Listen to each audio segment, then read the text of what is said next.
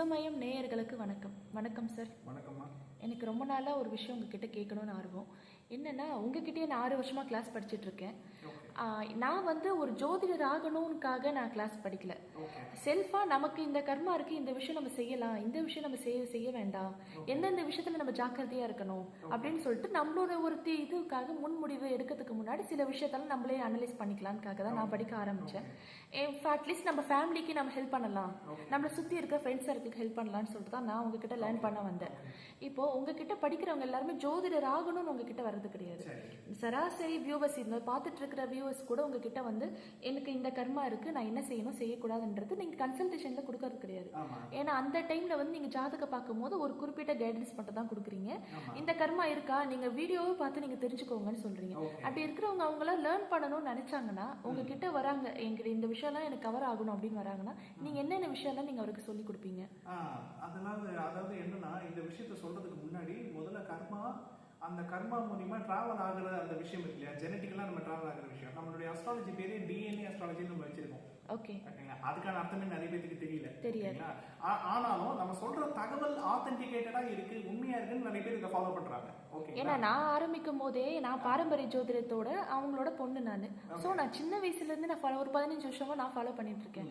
அப்போ அந்த rule break ஆகுற மாதிரி தான் எனக்கு உங்க ரூல் யூடியூப்ல பார்த்தேன். பார்க்கும்போது அப்போல்லாம் சித்தர் பூமி சேனல்ல ஆரம்பத்துல வந்த அந்த வீடியோஸ் எல்லாம் பார்க்கும்போது பயங்கர இன்ஸ்பயர் ஆயிடுச்சு. என்னடா இவர் இப்படி சொல்றாரு, கரெக்டா நம்ம வீட்டுல சந்திரன் கர்மா தொடர்ந்து இருக்கே அப்படின்னு சொல்லிட்டு கொஞ்சம் கொஞ்சமா பார்க்க ஆரம்பிச்சு எங்க மாமா, அத்தை, எங்க உறவினர்கள் எல்லாரையும் பார்த்தேன். கரெக்டா அந்த கர்மாவோட தாக்கம் அந்த குடும்பத்துல எப்படி இருக்குன்னு கண் கூட நான் பார்த்துட்டு இருக்கேன் இப்ப வரைக்கும். அந்த மாதிரி நிறைய பேர் இப்போ உங்க வீடியோஸ் எல்லாம் பார்த்துட்டு அவங்க கிட்ட படிக்கணும் ரொம்ப ஆர்வம் காட்டுறாங்க. அவங்களுக்காக தான் கேட்கிறேன். இல்ல, அது அந்த மாதிரி படிக்கணும்னு நினைக்கிறவங்களுக்கு முதல்ல டிஎன்ஏ அஸ்ட்ராலஜி அப்படின்னா என்ன, ஏன் இதுக்கு டிஎன்ஏ அஸ்ட்ராலஜி பேர் வச்சு, ரெண்டாவது இதுக்கும் கர்மாவுக்கு என்ன சம்பந்தம்ன்றத பத்தி ஒன் வேர்டா தெரியணும். ஆமா, எல்லாரும் இத நம்ம சொன்னோம்னா மக்கள் தரப்புல இருந்து ஒரு நெகட்டிவ் கமெண்ட், புரியாம ஒரு நெகட்டிவ் கமெண்ட் ஒன்று வருது. ஓகேங்களா? அதுக்கு பேர் என்ன தெரியுங்களா? முன்னோருடைய பாவத்தை நாங்க ஏன் சார் சுமக்கணும்னு கேக்குறாங்களா? நம்மளுடைய கமெண்ட் செக்ஷன்ல நிறைய கேட்கறாங்க. நீங்க டிஎன்ஏ அஸ்ட்ராலஜில என்ன சொல்றீங்க, பரம்பரை மூலியமா கர்ம பதிவு ஒரு தலைமுறையில இருந்து இன்னொரு தலைமுறைக்கு டிரான்ஸ்பர் ஆகுது. அப்படி அந்த டிரான்ஸ்பர் ஆகுறத தடுக்கணும்னா முன்னோர்கள் பண்ண தப்ப நம்ம பண்ணக்கூடாது. நம்ம அதுக்கு பதிலாக நம்ம சில நல்ல விஷயங்களை நம்ம பண்ணணும். எந்த காரகத்துவத்தால நமக்கு பிரச்சனை வந்திருக்குதோ அதே காரகத்துவத்துல நல்ல விஷயங்களை பண்ணணும்னு நீங்க யூடியூப்ல சொல்றீங்க. கேட்கறதுக்கு நல்லா தான் இருக்குது. ஆனா முன்னோர்கள் பண்ண தப்புக்கு நாங்க ஏன் சார் தண்டனை அனுபவிக்கணும் அப்படின்னு ஒரு லாஜிக் கேட்கறாங்க. அவங்க சேர்த்து வச்சு சொத்து மட்டும் இல்ல, அதுக்கு நான் இன்னொரு விளக்கம் சொல்றேன். இன்னொரு முக்கியமான விஷயம்னா, இப்ப நம்ம இப்ப கூட ரீசெண்டா ஒரு கால் வந்துச்சு. ஒரு சித்திரை நட்சத்திரத்தை சேர்ந்தவர் நமக்கு கால் பண்ணாரு. கால் பண்ணிட்டு, சார் நீங்க வீடியோல சொல்லியிருந்ததை நான் பார்த்தேன், திருவாதிரை சித்திரை திருவோணத்துக்கு சுக்கிரகர்மா இருக்குது நீங்க சொல்லியிருந்தீங்க. நீங்க சொன்ன மாதிரியே எங்க பரம்பரையில கல்யாணம் பண்ணிட்டு வந்த பெண்கள் ரொம்ப கஷ்டப்படுத்தி இருக்காங்க. அதன் விளைவாக எங்க குடும்பத்தை சேர்ந்த பெண்களே பாத்தீங்கன்னா திருமண வாழ்க்கையில ரொம்ப அஃபெக்ட் ஆகுறாங்க. அதாவது முன்னாடி தலைமுறையில என்ன பண்ணிருக்காங்கன்னா, வெளியில இருந்து கல்யாணம் பண்ணிட்டு வந்த பெண்கள் இருப்பாங்க பாத்தீங்களா, அந்த பெண்களை ஆண்கள் ரொம்ப கஷ்டப்படுத்திருக்காங்க. இப்போ அவரே என்ன சொல்றாருன்னா, ஒரு ஸ்டேட்மெண்ட் கொடுக்குறாரு, அடுத்த தலைமுறையில எங்க வீட்டுல பெண் வாரிசுகள் பிறக்கும் இல்லையா, அந்த பெண்களை நாங்க கட்டி கொடுக்குறோம், அந்த பெண்களுடைய திருமண வாழ்க்கையே சரியில்லை சார்னு சொல்றாரு. இதை நம்ம பல தடவை சொல்லியிருக்கோம் யூடியூப்ல. ஆனா அவர் கேட்க வர கேள்வி என்ன தெரியுங்களா, சரி அந்த பெண்களை கஷ்டப்படுத்துறாங்க, அதன் மூலியமா எங்க வீட்டு பெண்கள் என்ன சார் தப்பு பண்ணாங்க, அவங்க ஏன் அந்த பாவத்துக்கு தண்டனை அனுபவிக்கணும்னு கேட்கிறாரு. நான் என்ன கேட்கிறேன்னா, சொத்து சுகத்தெல்லாம் விட்டுருணுமா, முன்னோர் சேர்த்த சொத்து மட்டும் வேணும், முன்னோர் சேர்த்த சுகம் மட்டும் வேணும், ஆனா முன்னோருடைய பாவம் புண்ணியம் நமக்கு சேராதா அப்படின்னு ஒரு லாஜிக் இருக்குது. ஆனா அதெல்லாம் இல்லாம இன்னொரு முக்கியமான லாஜிக் இருக்குது. நம்மளுடைய இந்த உடலே முன்னோருடைய டிஎன்ஏ தானமா. ஆமா, ஓகேங்களா? இன்னைக்கு ரத்தமும் சதையுமா நம்ம நடமாடிக்கிட்டு இருக்கோம்ல. ஓகேங்களா? நம்மளுடைய முகம் ஃபேஸ் ஒருத்தருடைய உருவமைப்போ இல்ல கேரக்டரோ ஒருத்தர் ரெசம்பன்ஸ் இருக்கும். இதுல வெறும் தாய் தந்தையோட பதிவு மட்டும் இருக்குமா, தாய் வழி பரம்பரை தந்தை வழி பரம்பரையினுடைய பதிவு நம்ம டிஎன்ஏல இருக்குமா? உடம்புலயே இருக்கு. சில பேருக்கு தாத்தாவோட கேரக்டர் இருக்கும், தாய் மாமாவோட முகம் இருக்கும், அத்தை மாதிரி பொண்ணுங்க இருக்கிறாங்க. ஓகேங்களா? அப்போ சித்தப்பா மாதிரி இருக்கிறாங்க. இப்படி தொடருது. இப்படி வம்சத்தினுடைய பதிவு நம்மளுடைய உடல்லயே இருக்குது. ஓகேங்களா? அப்போ ஹெரிடிட்டரி டிசீஸ்னே இருக்குது மருத்துவத்துல. ஓகேங்களா? அப்போ ஒரு குழந்தை கேட்கலாம்ல, எங்க மூதாதையர் தண்ணி தம் அடிச்சதுக்கு எனக்கே சார் வீசிங் வருது, எனக்கே சார் லங்ஸ்ல ப்ராப்ளம் வருதுன்னு கேட்டா நம்ம என்ன பதில் சொல்ல முடியும்? அந்த பரம்பரையில பிறந்துட்டேங்க, ஒண்ணும் பண்ண முடியாது. அப்ப ஜெனடிக்கல் கண்டினியூட்டி இருக்க தானே செய்யும். அதே மாதிரி தானே நாம் தெரிந்தோ தெரியாமலோ செய்கின்ற நன்மை தீமை, இந்த இரண்டுமே பதிவாகத்தானே இருக்கும் கடைசி வரைக்கும். கண்டிப்பா.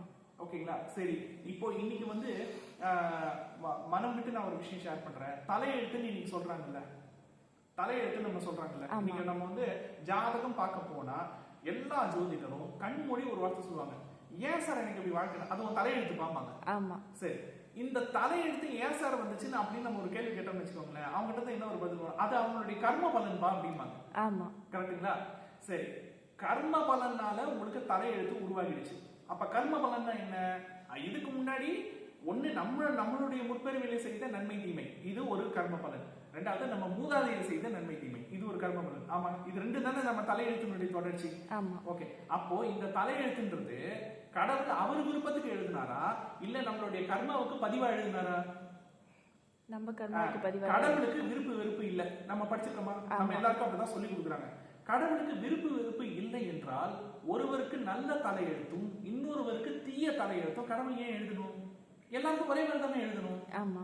ஓகேங்களா? அப்ப கடவுள் விருப்பு வெறுப்பு கொண்டவரா? கிடையாது. அப்போ எதை பேஸ் பண்ணி இந்த தலையெழுத்துன்ற அந்த பதிவு எதை பேஸ் பண்ணி வருது? நம்மளுடைய கர்மாவை பேஸ் பண்ணி வருது. நம்மளுடைய மூதாதையர் கர்மா, நம்மளுடைய முற்பிறவி கர்மா பேஸ் பண்ணி வருது. சரி, இப்போ இந்த முற்பிறவில நம்ம செய்த பாவம் புண்ணியம் அப்படின்றது என்ன? பிற உயிருக்கு நம்மால நன்மை நடந்துச்சா தீமை நடந்துச்சா? யாருக்கு நன்மை நடந்துச்சு, யாருக்கு தீமை நடந்துச்சு, இதரமா பதிவு. ஆமா.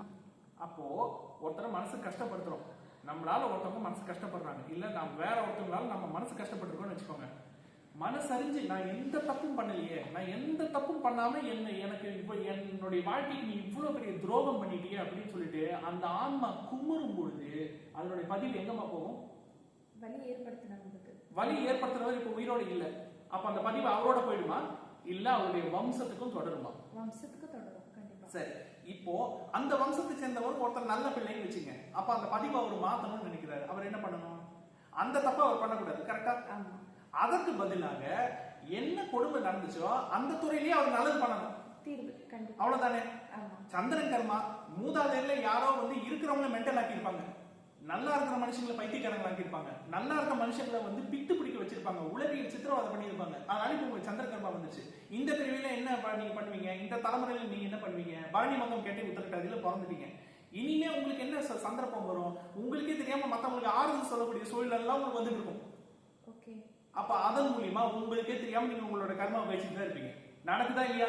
கண்டிப்பா நடக்குது. புதன் கர்மா, ரோகிணி உத்தரம் பூராடம். புதன்றது என்னன்னா அக்கௌண்ட்ஸ், கணக்கு தானே. அப்ப ஒரு குடும்பத்துல கணக்கு விஷயத்துல ஏமாத்துறாங்க அப்படின்னு வச்சுங்க, அந்த குடும்பத்துக்கு புதன் கர்மா வருமா வராதா? எனக்கு ஒரு டவுட்டுங்க சார். இப்போ ஒருத்தர் தப்பு பண்ணிட்டு அவர் வாழ்க்கை முடிஞ்சிருச்சு, அவரோட பரம்பரை அனுபவிக்குது. ஆனா அவர் அந்த வழியை அனுபவிக்கணும். ஆனா கரெக்டா இதுக்கு முன்னாடி எந்த குடும்பத்துல பண்ணிருக்காங்களோ அந்த குடும்பத்துல போய் பிறவி எடுப்பாருங்களா? என்ன தப்பு நம்ம இப்ப பண்றோமோ அதற்கு தகுந்தா போல ஒரு கர்ம பதிவு கொண்ட ஜீன்ல தான் நம்மளுடைய அடுத்த பிறவி இருக்கும். கரெக்ட். அவ்வளவுதான் விஷயம். Okay, super. ஓகேங்களா? இதுதான் இந்த சைக்கிள். ஓகே. சோ பிறப்பு இறப்புன்ற சைக்கிள் இதுதான். கணக்கு வழக்குல ஒருத்தவங்க ஏமாத்திட்டாங்கம்மா, அப்ப கணக்கு வழக்குன்றது என்ன கர்மா? புதன் கர்மா. அப்போ அந்த பரம்பரையில அடுத்தடுத்து குழந்தைகள் எந்தெந்த நட்சத்திரத்துல பிறப்பாங்க? ரோகிணி உத்தரம் போராடத்துல பிறப்பாங்க. வட்டி தொழில் செய்யறவங்க எல்லார் குடும்பத்திலையும் பரம்பரையிலும் ரோகிணி உத்தரம் போராட நட்சத்திரத்துல ஆட்கள் பிறப்பாங்க. ஓகேங்களா? ரிஷப ராசி ரோகிணி நட்சத்திரம், சிம்ம ராசி கன்னி ராசி உத்தர நட்சத்திரம், தனுசு ராசி போராட நட்சத்திரம். வட்டி தொழில் செய்யறவங்க எல்லா பரம்பரையிலும் உண்டு. வட்டி நேர்மையா பண்றாங்க இல்லையா, வட்டி தொழில் நேர்மையா மனசாட்சிக்கு உட்பட்டு பண்றாங்க இல்லையா, அந்த குடும்பத்திலையும் இந்த பரம்பரை இந்த நட்சத்திரத்துல பிறப்பாங்க. வட்டி தொழில மோசமா பண்றாங்கல்ல, அந்த குடும்பத்திலையும் இந்த பரம்பரையில வந்து இந்த நட்சத்திரத்துல அடுத்த தலைமுறை பிறப்பாங்க. இப்போ இதுல பாவம் இருக்கு புண்ணியம் இருக்கா? புண்ணியம் யாருக்கு போகும்? நேர்மையா மனசாட்சிக்கு உட்பட்டு பண்றவங்களுக்கு அடுத்த தலைமுறை நல்லா இருக்கும். புதன் கர்மா பிரகாரம் பாவம் யாருக்கு போகும்? நெகட்டிவ் யாருக்கு போகும்? இவங்க தப்பு பண்ணிட்டு தான் நெகட்டிவ் போகும். ஆக விதைச்சதை தானே அறுவடை பண்றோம். ஓகேங்களா?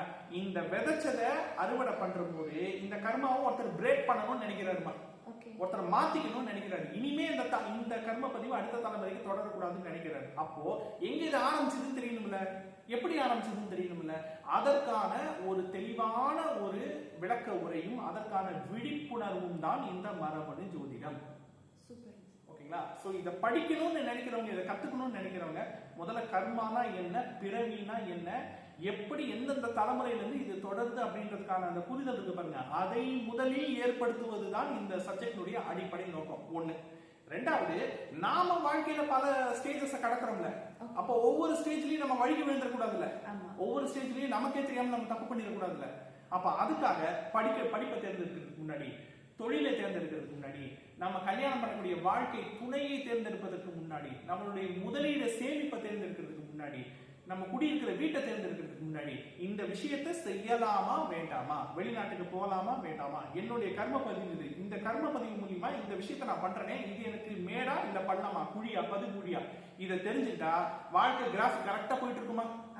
சோ வாழ்க்கையில் அடுத்த அடி எடுத்து வைப்பதற்கு முன்பாக எனக்கான சரியான பாதை எது என்பதை ஒவ்வொரு சூழலிலும் கரெக்டாக வழிகாட்டுவதற்கு உதவக்கூடிய ஜோதிடம் மரபணு ஜோதிடம். சோ இந்த ரெண்டு விஷயம் அப்படின்றது மரபணு ஜோதிடத்துல ரொம்ப ரொம்ப மேஜர். அது கிளாஸா ஒருத்தர் வரணும்னா அதுக்கு என்ன சார் ப்ரொசீஜர்? கிளாஸ் நீங்க ஜாயின் பண்ணணும். இதை வந்து கிளாஸா கத்துக்கணும்னா ரொம்ப சிம்பிள். இதே நம்ம ஏற்கனவே நம்மளுடைய வாட்ஸ்அப் நம்பரை வந்து இங்க நம்மளோட டிஸ்கிரிப்ஷன்ல கொடுத்துருக்கோம் இல்லைங்களா, 8608077781 அப்படின்னு சொல்லிட்டு அந்த வாட்ஸ்அப் நம்பருக்கு இந்த மாதிரி நான் வந்து இந்த மாதிரி வாட்ஸ்அப் குரூப்ல நம்ம இணையணும், இந்த மாதிரி ரெக்கார்டட் வீடியோ கிளாஸஸ் வேணும்னு சொல்லிட்டு ஒரு டெக்ஸ்ட் பண்ணா போதும். ஏன்னா நம்ம கிட்ட கிளாஸ்ல சேர்றவங்களுக்கு ரெண்டு ப்ரொசீஜர் பேசிக்கா நம்ம ஃபர்ஸ்ட் எடுத்தோடனே பண்ணிடுவோம். நமக்கான வாட்ஸ்அப் குழு இருக்குல்ல, ஸ்டூடெண்ட்ஸ் இருப்பாங்க பாருங்க, அந்த குழுல இணைச்சிருவோம். இணைச்சிட்டு இதுக்கு முன்னாடி நம்ம எடுத்த அத்தனை கிளாஸஸ் இருக்கு இல்லையா, 101 வீடியோஸ், ஒவ்வொரு வீடியோவும் குறைஞ்சது 2.5 இருந்து 5 மணி நேரம் வரைக்கும் இருக்கு டியூரேஷன், அது உங்களுக்கே தெரியும் ஓகேங்களா. 101 வீடியோஸும் லிங்கும் அது இல்லாம கூகுள் டிரைவ் மூலியமா கிட்டத்தட்ட 1200 ஆடியோ பதிவுகள் மொத்தமா எடுத்து கொடுத்துருவோம். இது வரைக்கும் நம்ம எடுத்த மொத்த கிளாஸஸும் அப்டேட்டடா வந்துடும். அது இல்லாம இனிமே நம்ம எடுக்க போறோம் பாருங்க கிளாஸ், அந்த கிளாஸோட அப்டேட்டும் தொடர்ந்து வந்துட்டே இருக்கும். சோ அவங்க வந்து பே பண்றது ஒன் டைம், ஆனா அவங்க லேர்ன் பண்றது அவங்களுடைய லைஃப் டைம். ஓகேங்களா, இதுதான் மரபணு ஜோதிடத்துக்கான அந்த வகுப்புக்கான விரிவான விளக்கம். ஓகேங்க சார், தெளிவான விளக்கம் கொடுத்துருந்தீங்க. நன்றிங்க சார். நன்றிங்க.